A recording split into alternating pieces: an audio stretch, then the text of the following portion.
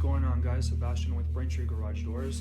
Today we have two problems with our client's door over in Braintree. We have a shallow cable that has been snapped in half. The cables are fraying, I assume, for a while now, and the cable just snapped. When that happened, the amount of pressure that the spring had coming back made the spring coils, the extension spring, completely go over the hook that it's supposed to be on, damaging about 5 of those coils. We won't be able to use that spring anymore.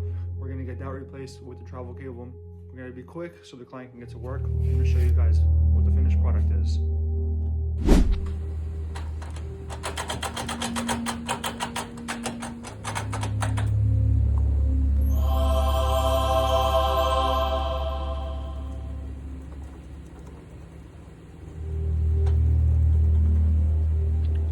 Got the door back up and running. I'll show you how it goes.